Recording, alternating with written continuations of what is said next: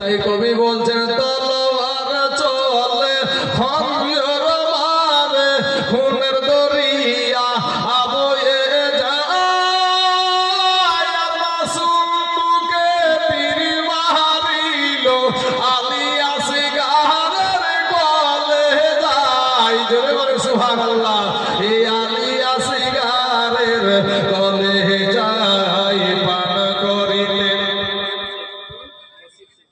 নসির শেখ দিয়েছে 1500 টাকা আল্লাহ গো নসির ভাই 1500 টাকা আল্লাহ কবুল করে আসমা বিবি সুবহানাল্লাহ আসমা নামেতে দেখো এখানে আসিয়া 500 টাকা দিল দানা মাদ্রাসার লাগিয়া ইও আল্লাহ দয়া মহি দয়া দেখো রিয়া আসমার 500 টাকা নাও তুমি কবুল করিয়া আর যে আসাতে যে নিয়াতে করে গেল দানা কবুল করিয়া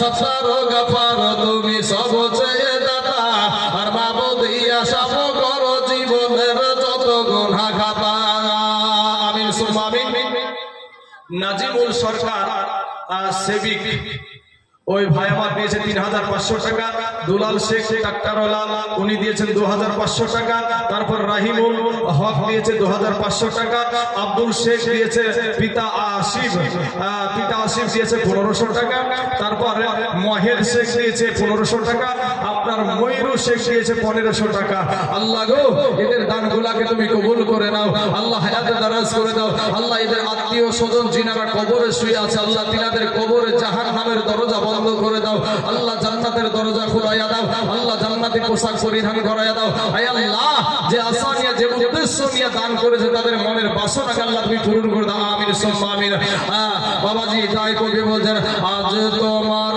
হুসাইন হে বাবা বাঁচাতে দেন ওই কারবালাতে হবে কুরবানি ও গো মা ফাতেমা আজ তোমার হুসাইন হে বাবা বাঁচাতে দিন ওই কারবালাতে হবে কুরবানি ও গো মা ফাতেমা আজ আননি ঈদুল মায়ের রওজার জালি ধরে ইমাম হুসাইন কেমনে বলে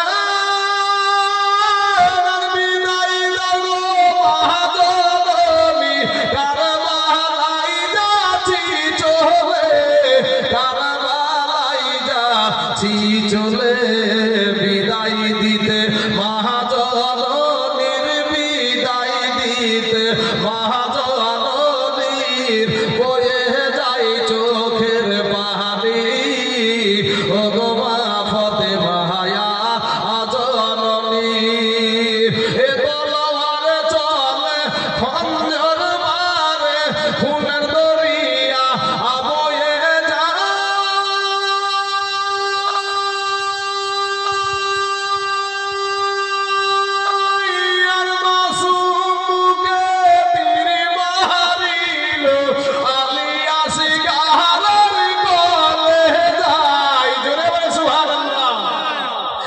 আলী আসগারের গলে যায় পান করিতে হাউজে কাউসার পান করিতে হাউজে কাউসার গো জান্নাতে গেলেন তিনি ও গো মা ফাতেমা আজ আননি ইমাম হুসাইন শহীদ হইয়া ইসলাম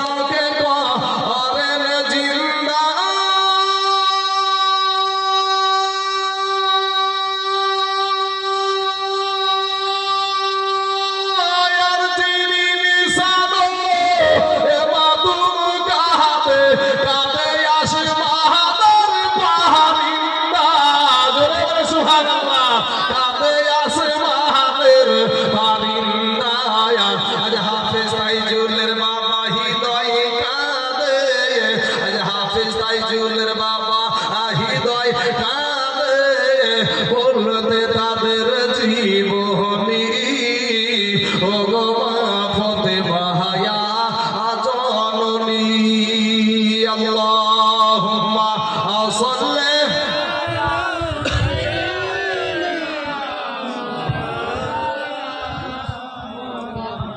ওয়ালা আলি সাইয়্যিদিনা মুহাম্মদ সাল্লাল্লাহু আলা মুহাম্মাদিন সাল্লাল্লাহু আলা মুহাম্মদ দম সাবাসির গালো পাক আমি মুহাম্মদ দম সাবাসির গালো শাফি আনা মুহাম্মদ সাল্লাল্লাহু আলাইহি ওয়াসাল্লাম। বাবাজির আমার ভাই জানেরা, আজকে প্রথম রাত্রি আপনাদের এখানে 2 রাত্রি ব্যাপী এই জলসা। তবে বাবা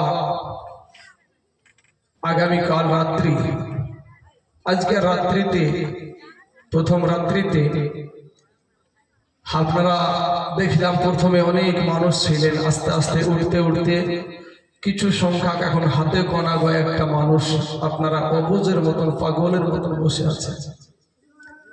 কিন্তু বাবা আমার ভাই জানেরা, আমার ওয়াজ ইনশাআল্লাহ কালকের ওয়াজ হবে, বয়ান হবে। মানুষ যে উঠা উঠি, এই ওঠা উঠি তার বিবেক নরম হয় কি না সেটা কালকে ইনশাআল্লাহ একটু দেখা যাবে। আর যাদেরকে শয়তানে একবারে গ্রাস করে নিয়েছে তাদের পাথর হয়ে গেলে তো আর গলবে না, নাকি গো? পাথর হয়ে গেলে গলবে না, কিন্তু কালকে একটু দেখা যাবে বাবা। কারণ আর একটা কথা, আপনারা যদি আর 10-15 মিনিট না উঠা উঠি করেন, মায়েদের জন্য একটা মেডিসিন আমি দিতে চাই। আপনারা কি একটু ধৈর্য ধরবেন বাপ? উঠবেন না তো? উঠাউঠি করবেন না তো? আমার মায়েদের জন্য মাগো, প্রথমে একটা কথা বলেছিলাম আমি, যে তোমাদের কোনো সম্মান ছিল না, বলেছিলাম না কথাটা ভাই? তোমাদের কোনো ইজ্জত ছিল না, তোমাদেরকে সম্মানের জায়গায় বসায় আছে আমাদের দয়ার নবী। জোরে বলে সুবহানাল্লাহ। তো এই সম্মানের জায়গায় তোমরা নিতে জানো না, তোমরা নিতে জানো না। কেমন করে তোমাদেরকে যে জিন্দা দাফন করা হতো, এই ঘটনাটা বলবো আমি একটু।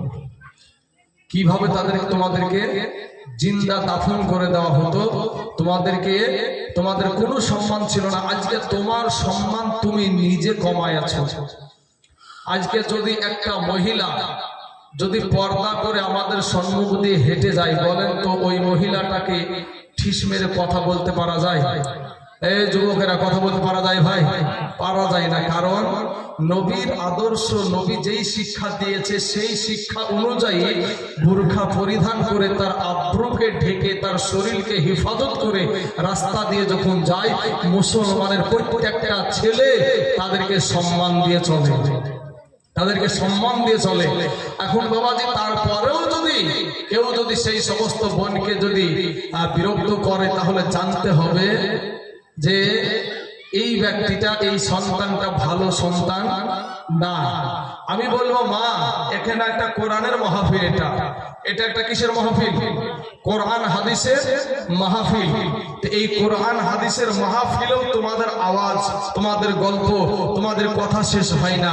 কিন্তু দেখো, তোমরা আমাদের মা বোন, আজ তোমরা আমার মায়ের জাত, আমাদের সম্মানীয় জিনিস, আমাদের মা। তো সেই মায়ের জাত হয়ে তোমাদেরকে বলার পরও তোমরা শুনতে রাজি না, সেই আদর্শে আদর্শিত হতে রাজি না। কিন্তু মাগো, তোমাদের জন্য যে আমরা যুদ্ধ করব, লড়াই করব, তো তোমাদের কোন চেহারাটুকু দেখে, কি করে তোমাদের কোন আদর্শটা দেখে তোমাদের জন্য আমরা জীবন দেব? এই ভারতবর্ষের জমিনে কর্ণাটক বলে একটা রাজ্য আছে, আছে না নাই গো? এই কর্ণাটকের জমিনে মুস্কান খান নামে একটা বোন ছিল। তো সেই বোনটা কলেজে যাচ্ছে স্কুটিতে চেপে, কলেজে যাওয়ার পরে স্কুটি থেকে যখনই নামছে, আপনার ওই বোনটা আমার কি করছে, সে বুরখা পরে কলেজে যাচ্ছে। বুরখা পরে কলেজে যাওয়ার জন্য তার চেহারাটা ঢেকে যাচ্ছে, তার দেহটা ঢেকে যাচ্ছে। এর কারণে ওই বোনটাকে একাদশ উগ্রপন্থী হিন্দু আপনার কি করছে, জয় শ্রীরামের স্লোগান দিয়ে বোনটার দিকে তেড়ে যাচ্ছে। সময়তে ওই বোনটার পাশে একটা কালেমার ভাই ছিল না, একটা মুসলমান যুবক ছিল না, তার নিজের বাবা ছিল না, মায়ের পেটের ভাই ছিল না। ওই কালেমার বোনটা, হে বোন, তুমি যে আজকে এত বাহাদুরি দেখাচ্ছ, ওই বোনটা কোথায় আর তুমি কোথায়? দেখো ওই বোনটা আমার ওই একাংশ হিন্দু সম্পর্কে বলছে যে নারায়ে তাকবীর, আল্লাহু আকবার, নারায়ে তাকবীর, আল্লাহু আকবার। এই ধ্বনি দিয়া শুধু ইন্ডিয়ার জমিন না, আমেরিকার জমিন, রাশিয়ার জমিন, ইসরায়েলের জমিন, পাকিস্তানের জমিন, সারা পৃথিবীকে আপনার এই একই তাকবীরে কাঁপায়া দিয়েছিল। সুবহানাল্লাহ। সেই বইটার জন্য আমরা জীবন শহীদ করতে একটু পিছপা হবো বাবা, এই কথা বলতে হবে।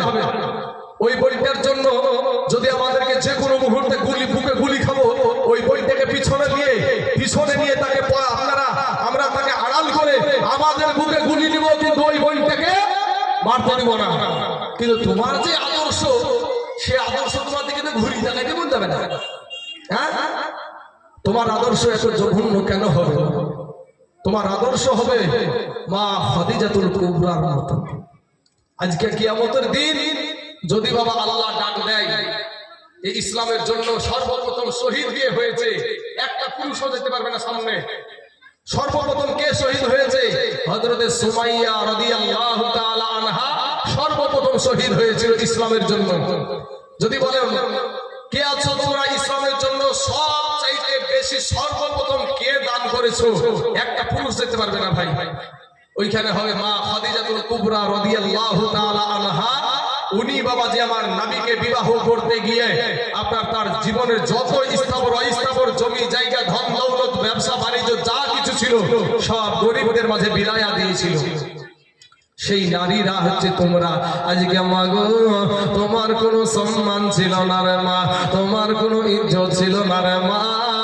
আমার নবী একদিন ওয়াজ করছে, বায়ান করছে যে তোমরা তোমাদের সন্তানকে কতল করিও না, তোমাদের সন্তানকে তোমরা মারিও না। এবার সমস্ত সাহাবী মসজিদ থেকে বাবা বেরিয়ে গেল। এমন সময় একজন সাহাবীর চোখ দিয়া বাবা অঝর নয়নে পানি ঝরে গো। ওই সাহাবীটাকে ডাক দিয়া, ওই সাহাবীটাকে নবী আমার ডাক দিয়া বলছেন, সাহাবী রে তুমি এত কান্না কিসের জন্য কাঁদো রে সাহাবী? ওই সাহাবীকে ডাক দিয়া বলছেন, ইয়া রাসূলুল্লাহ, ইয়া হাবিবাল্লাহ, নবী গো আপনি এমন একটা ওয়াজ আপনি করেছেন গো নবী, এমন একটা বায়ান আপনি করেছেন গো নবী, নবী গো ওই কেসের আসামি হইলাম আমি নিজে। ইয়া রাসূলুল্লাহ, ইয়া হাবিবাল্লাহ, নবী গো আমি একটা নয় দুটো নয়, আমি ৭২টা নারীকে আমি জিন্দা দাফন করে দিয়েছি গো নবী, নবী গো শেষের মহিলাটা ছিল আমার নিজের কন্যা সন্তান, আমার দয়ার নবী, আমার এতিম নবী, মায়ার নবী। বলছে না রে এরকম বাপ দুনিয়াতে আছে গো, নিজের কন্যা সন্তানকে তুমি কেমন করে মারলা, একটা বার বয়ান করো। ওই সাহাবী তখন বলতে শুরু করলো, ইয়া রাসূলুল্লাহ, ইয়া হাবিবাল্লাহ, নবী গো আমার বিবির পেটে যখন সন্তান আসলো, এমন সময় আমি বিদেশ দেশে যাব বাণিজ্যের জন্য, ব্যবসার জন্য। আমার বিবিকে বলেছিলাম, বিবি রে তোমার পেট থেকে যদি পুরুষ সন্তান হয় তাকে তুমি সযত্নে দুনিয়াতে রেখে দিও, আর যদি মহিলা সন্তান তোমার পেট থেকে প্রসব হয় তাহলে তাকে তুমি সাথে সাথে তাকে গলায় টিপন দিয়ে মেরে ফেলো। এ বাবারা, ওই সাহাবী তখন কালেমা পড়ে মুসলমান হয় নাই বাবা। সাহাবীটা আপনার দাইহাতুল কালবি, তার নাম ছিল বাবা দাইহাতুল কালবি। এই দাইহাতুল কালবি বিদেশে চলে গেছে। জনম দুঃখিনী মা, পেটে ধরনি মা, 10 মাস পেটে বহানি মা। ওই মা একদিন 2 দিন করতে করতে যখন সন্তান প্রসব হলো, মা জননী নজর করে দেখে গো তার পেট থেকে বাবা আবার মহিলা সন্তান দুনিয়াতে এসেছে। এবার জনম দুঃখিনী মা, ওই মা জননী সন্তানের চেহারার দিকে তাকায়া মেয়ের চেহারার দিকে তাকায়া, বিটির চেহারার দিকে তাকায়া আমার আল্লাহ এত সুন্দর চেহারা বিটিটাকে দিয়েছে বাবা। ওই চেহারাতে আপনার মশগুল হইয়া ওই মা বলছে আরে যেই বিটিকে আমি 10 মাস পেটে ধরলাম, যেই বিটির জন্য আমি দুটো খেয়ে শান্তি পেলাম না, আমি একটু শুয়ে শান্তি পেলাম না, আমি একটু বসে শান্তি পেলাম না, আজ এই মেয়েটাকে আমি কেমন করে মারবো? না না, আমি মা হইয়া এমন কাজ করতে পারবো না বাবা গো। এমন সময় মেয়েটাকে দুনিয়ায় রেখে দিল, তার নাম দিল বাবা জামিলা। এই জামিলা বাবা আস্তে আস্তে বড় হতে শুরু হয়ে গেল। মা বলতে শিখে নিয়েছে, আব্বা বলতে শিখে নিয়েছে। এমন সমাজে বাবা লম্বা ঘটনা আমি ছোট্ট সংক্ষিপ্ত করে দিচ্ছি। তাই হাতুল কালবি এসে বাড়িতে প্রবেশ হলো।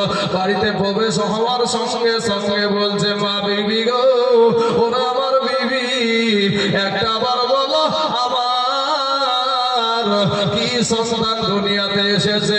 ওই বিবি ডাক দিয়া বলে স্বামী, বিদেশ থেকে বাড়ি ফিরলা গো স্বামী।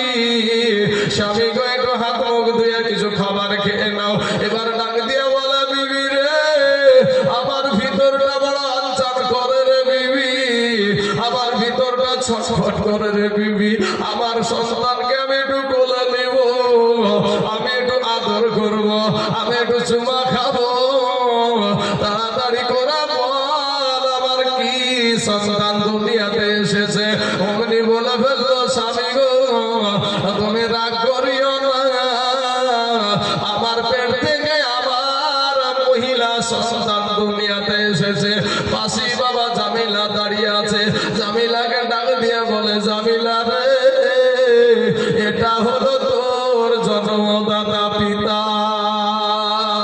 দেখবেন বাবা আমাদের সমাজে বাপকে বেশির অংশ বিটিরা ভালোবাসে, আর মাকে বেশির অংশ বেটারা ভালোবাসে।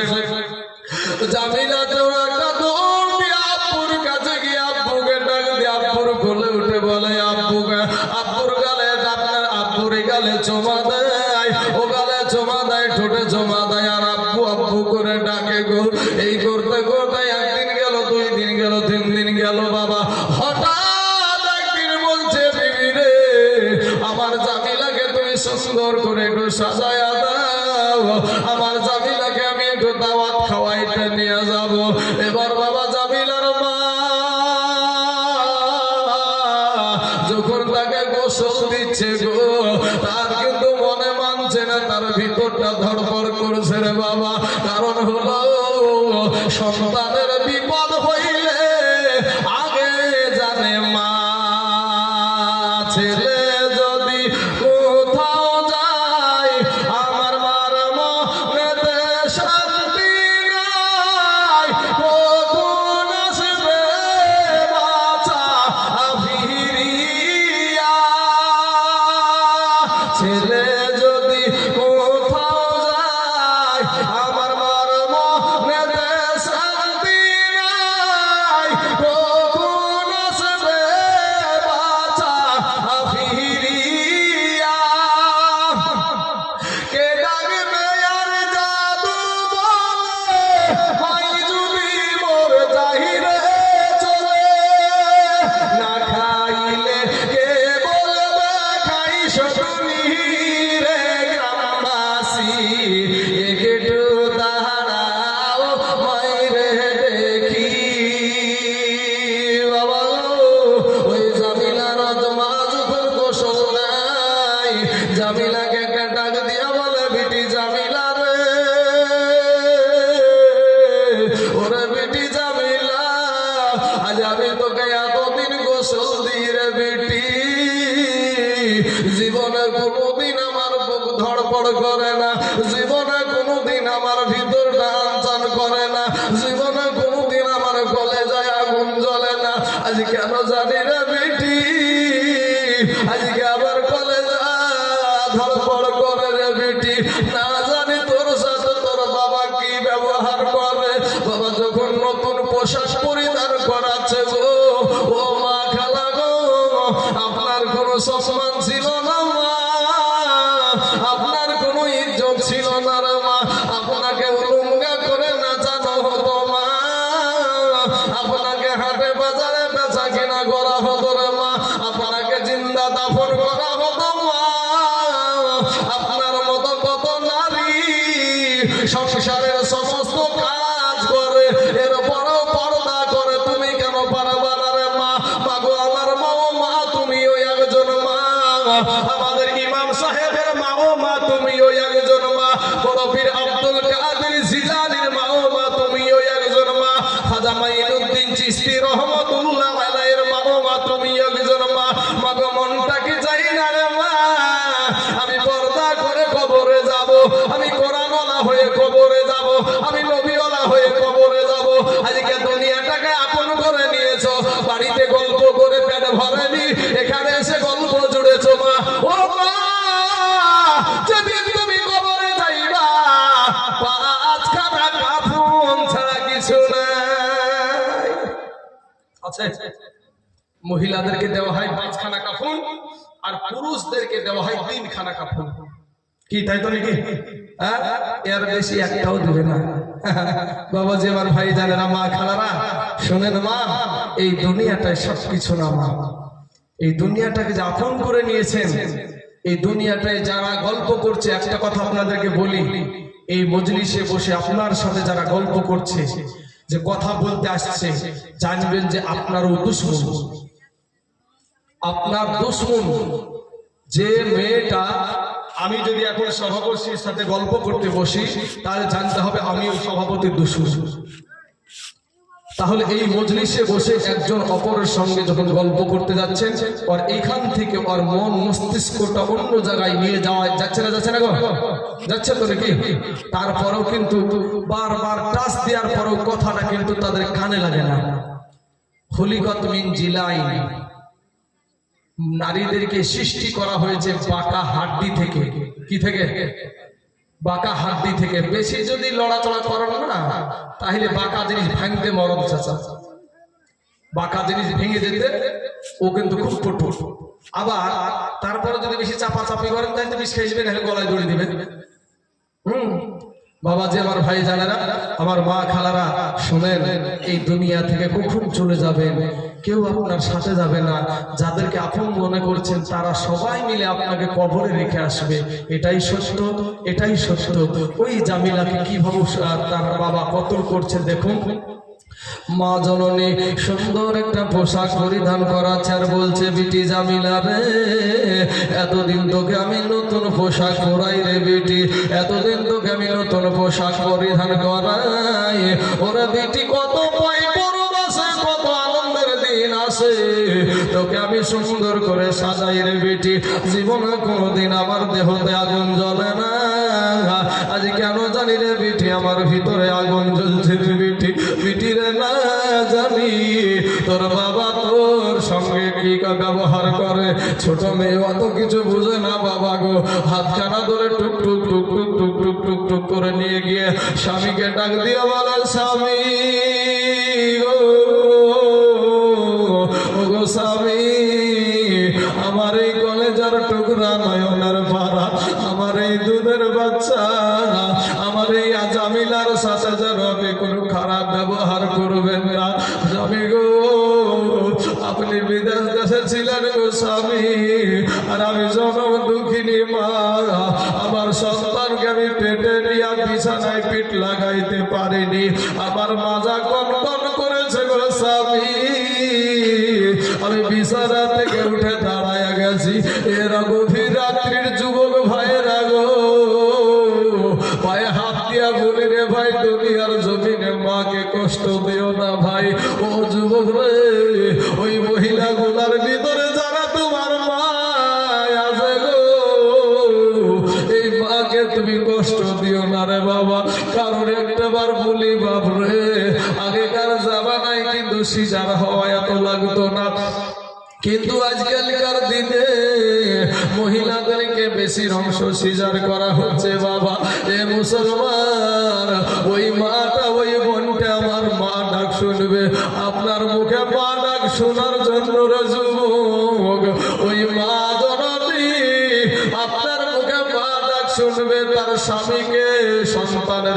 বাবা ডাক শোনাবে।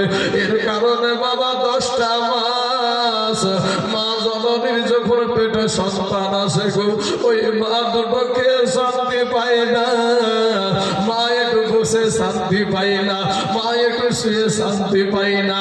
এই 10 মাস 10 দিন যে কি কষ্ট হয়, এই দুঃখিনী মা ছাড়া আর কেউ বুঝে না।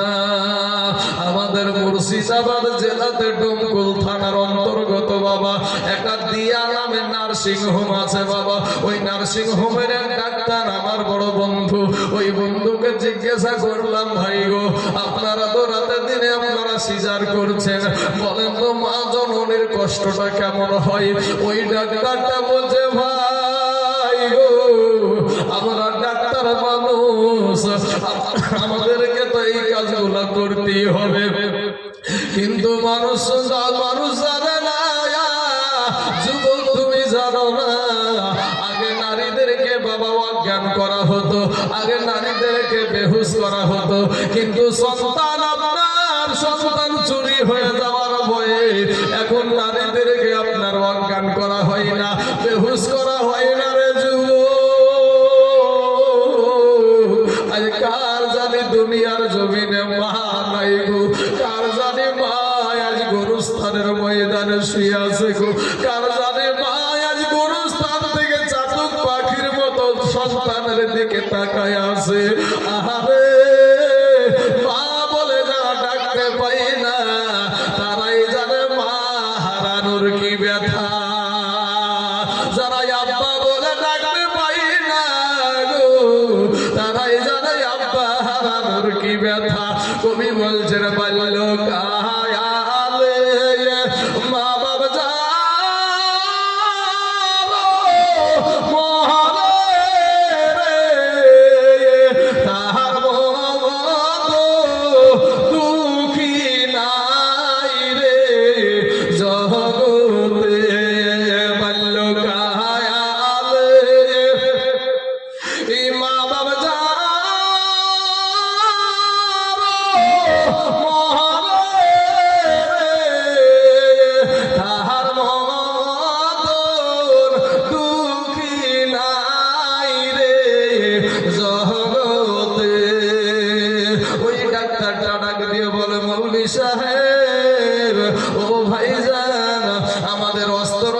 সব ওই মহিলা দেখতে পাই। ওই মা জানে গো তার সুন্দর পেটখানা, যে পেটখানে কোনো খুঁত নাই, ওই পেটখানাকে চাকু দিয়া ছুরি দিয়া কাটবে। আপনারা হয়তো ভাববেন এতটুকু মনে হয় কাটে না রে বাবা, না। আমাকে একটা ছবি দেখালো, ছবিতে দেখলাম বাবা যে মা জননীদের অনেকটা এতটা স্থান কেটে ফেলা হয়। এ বাবা গো এতটা জায়গা কেটে ফেলতে পারে, এরপরেও সন্তানের ক্ষতি চাই না। জোরে বলুন না একবার সুবহানাল্লাহ। মা জননী ওই অস্ত্রের সামনে মা ভয় করে না, কারণ মনের তামান্না সন্তানের মুখে মা ডাক শুনবে, তার স্বামীকে বাবা ডাক শোনাবে, আব্বু ডাক শোনাবে। আহারে যুবক, আজ সেই জনম দুঃখিনী মাকে অনেক যুবকেরা মা বলে ডাকে না, অনেক যুবকেরা মার পেটে দুটো খাবার দেয় না। ঈদের দিন আসলে মা জননীর জন্য একটা নতুন পোশাক কিনে দেয় না, কিন্তু যুবকরা যুবকেরা ভাইয়েরা মায়ের আওয়াজে যারাও শুনছেন ভাই শোনেন, আপনার মা আমার মা, আপনার বাবা আমার বাবা যদি ঈদের দিনের আগে বেটাকে বিটিকে যদি নতুন পোশাক না দিতে পেরেছে, মা বাপের কলেজা পুড়ে শেষ হয়ে গেছে। বাচ্চা এসে বলেছে, আপু অমুকের বেটাকে নতুন পোশাক কিনে দিয়েছে গো আপু। মা গো অনেকের বিটিকে নতুন পোশাক কিনে দিয়েছে, আমাদেরকে কি নতুন পোশাক কিনা দিবা না? আমাদেরকে কি নতুন পোশাক আয়না দিবা না? মা জননী হায়রে জনম দুঃখিনী মা, ওই মা চোখের পানি ধরে রাখতে থাকতে পারে না গো। আজকে সেই মাকে তুমি মা বলে ডাকো না, সেই আব্বাকে তুমি আব্বা বলে ডাকো না। তোমার মতন কপাল পোড়া যুবক আর হতে পারে না। কারণ ভাই রে, আমি তাইজুল ইসলাম পুরো পশ্চিম বাংলাতে বাবা জলসা করে বেড়াই। ভাই গো, আমি যতই বড় বক্তা হই না কেন, আমি যতই বড় হাফিজ হই না কেন, যতই বড় আমি মুফতি হই না কেন, যত বড় মুফতি মুহাদ্দিস মুহাক্কিক হোক না কেন, এ ভাই মা জননীর বাচ্চাদের ভিতরে অন্তরে আঘাত দিয়া ওই মক্কা মদিনার ইমাম হইয়া আল্লাহর জান্নাতে যাওয়া হবে না। জোরে জোরে বলুন সুবহানাল্লাহ। ওরে মায়ের কাঁদন এই জগৎ জীব, এই 2-4 মাস বোনের কাঁদন রে। ওরে ঘরের বুড়ি বাইরের কাঁদন কয়েকদিন পর থাকে না। দুঃখের দহরতি আমার জনম দুঃখী মায়া, গর্ভধারণী মায়া, জনম দুঃখিনী মায়া। দুঃখের দহরতি আমার জনম দুঃখী মায়া। ভাইরে 10 মাস 10 দিন মায়ে এ গর্ভে দিছে ঠাই, রক্ত মাংস খাইয়া আমরা এভাবে আইলাম ভাই। 10 মাস 10 দিন মায়ে এ গর্ভে দিছে ঠাই, এ রক্ত মাংস খাইয়া আমরা এভাবে আইলাম ভাই। ভূমিষ্ঠ হইয়া আমরা উঠিলাম কাঁদিয়া, শান্ত করিল আমার মায়ের বুকের দুগ্ধ দিয়া। এ মায়ের ও সবের কালে বুক ভেসে যায় নয়ন জলে। ও মা সন্তানের কুলে লইয়া ভুলেছে সব যন্ত্রণা। দুঃখের দহরতি আমার জনম দুঃখী মায়া, গর্ভধারণী মায়া, জনম দুঃখিনী মা। দুঃখের দহরতি আমার জনম দুঃখী মায়া। ভাইরে এ হাতে পায়ে তেল মাইখামা দিল সত্য করি, আর পোশাক পায়খানা আমরা মায়েদের কুলে করি। কথা ঠিক না ঠিক? ওর হাতে পায়ে তেল মাইখামা দিল সত্য করি, আর পোশাক পায়খানা আমরা মায়েদের কুলে করি। তবু না মারা করিল এ ভিজিল গুহে মুতে, আমাদের শুকনায় রাখিয়া আমার মাথাকে ভিজাতে। আবার অসুখ হইলে এ যাইয়া দেখি ভাই রইছে বিছানায় বইসা রে। বলে আমায় আল্লাহ লইয়া যাও গো, সন্তানের নিও না। জোরে বলো সুবহানাল্লাহ। এই আওয়াজ হবে না, জোরে বলো সুবহানাল্লাহ। দুঃখের দহরতি আমার জনম দুঃখী মায়া, গর্ভধারণী মায়া, জনম দুঃখিনী মায়া। দুঃখের দহরতি আমার জনম দুঃখী মায়া। ভাইরে ছেলে যদি কুপুত্র হয় ওই মায়ে নাহি ফেলে, আর হাজার দোষ থাকিয়া তবু মায়ে গোপন রাখে। ছেলে যদি কুপুত্র হয় এ মায়ে নাহি ফেলে, আর হাজার দোষ থাকিয়া তবু মায়ে গোপন রাখে। আজকে তাইজুল ইসলাম এ ভেবে জান্নাত মায়ের পায়ের দোহারে। ওরে দাঁড়ি বুখারী হাদিস খুলে করেছে নবী ঘোষণা। দুঃখের দহরতি আমার জনম দুঃখী মায়া, গর্ভধারণী মায়া, জনম দুঃখিনী মা। দুঃখের দহরতি আমার জনম দুঃখী মা। আল্লাহুম্মা সাল্লি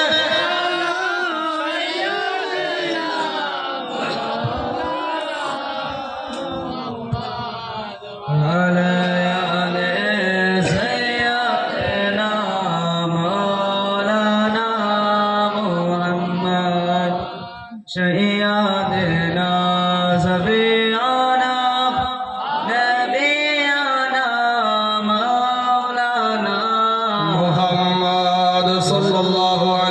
সাল্লাল্লাহু সাল্লাম বাবা গো এবার আপনার ওই দাইহাতুল কালবি ছোট্ট বেটি জামিলার হাতখানা ধরে গো টুকটুক করে আগাইতে শুরু করলো বাবা সুন্দর একটা রাস্তা রেখে জঙ্গলা রাস্তা ধরেছে বাবা ছোট্ট বেটি জামিলার এবার জবানখানা খুলে গেল একটা ডাক দিয়া বলে আব্বু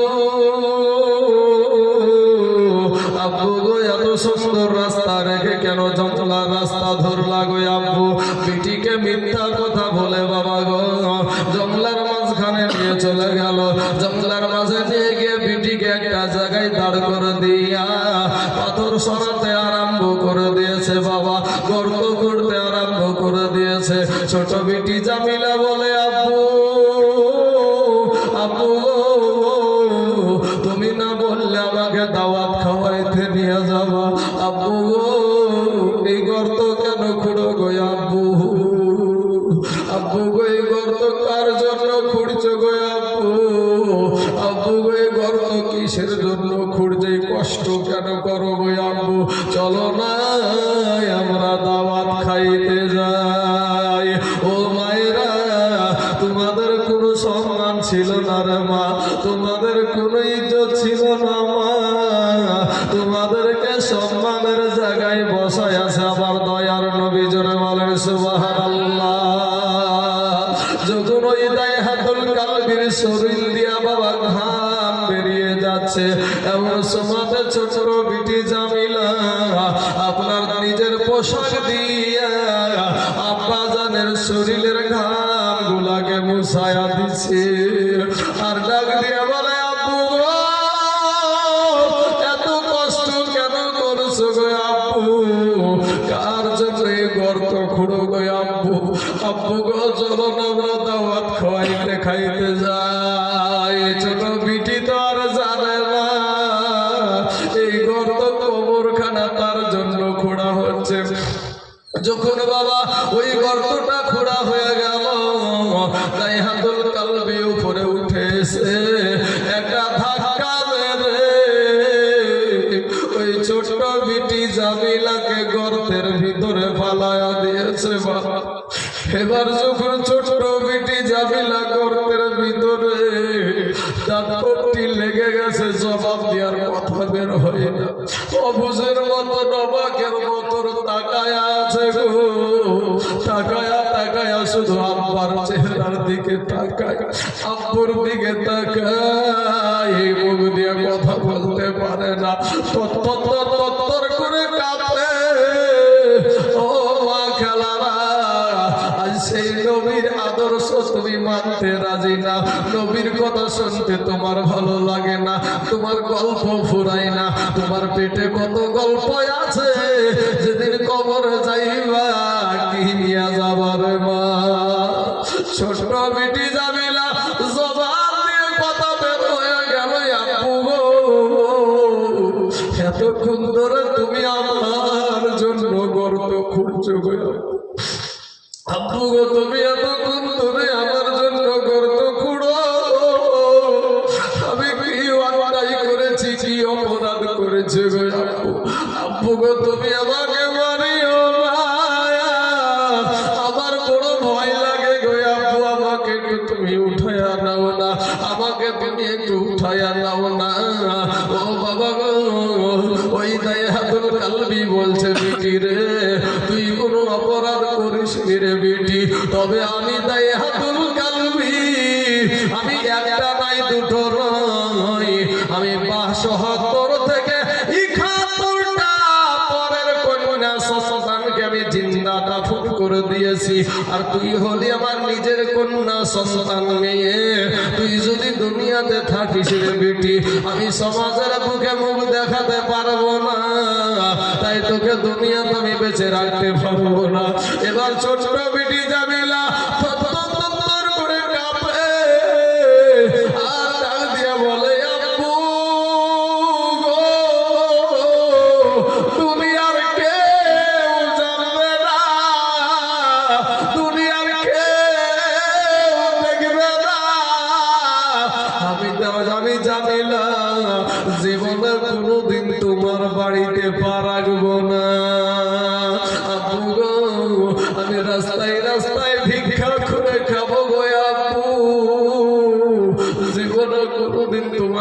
চলে যাব না, এরপরও তুমি আমাকে মারিও না। ওই দায়াতুল কালবির দিলে কোনো ভাই দয়া হলো না, মায়া হলো না। একটা পাথর উঁচা করে, একটা পাথর উঁচা করে ছোট বিটি জামিলার বাবা কচি মুখখানে মেরে দিল। কচি মুখখানে একেবারে আপনার ভেঙে চুরমার হয়ে গেল। রক্তের সাথে জানা আওয়াজ আসলো, আপু গো, তুমি আমাকে মারিও না, আপু গো, তুমি আমাকে মারিও না। বাবা ওই মাটি দিয়া ঢেকে দিয়া ওই দায়াতুল কালবি যখন চলে আসে, পিছন থেকে কে যেন বলছে, আপু গো, তুমি আমাকে মারিও না। মা গো, তোমাদেরকে এইভাবে জিন্দা দাফন করা হতো রে মা, তোমাদেরকে এইভাবে জিন্দা কবর দেওয়া হতো মা। মা গো, ফিরে আসার পাল্লা করেন গো মা। ও মা, তোমার গলার আওয়াজটা পর্দা করো রে মা। মা, তোমাদের দেশে মেহমান এসেছে, অনেক দেশ থেকে অনেক বাড়িতে মেহমান এসেছে। ও মা, তাদের থেকেও তোমাকে পর্দা করতে হবে রে মা। ও মা, তাদেরকে তুমি এমন আদর্শ দেখাও, এমন ব্যবহার দেখাও, যাতে ওই মানুষটা বাড়িতে গিয়ে বলে না ওর বাড়ির আদর্শ ঠিক আছে, কিন্তু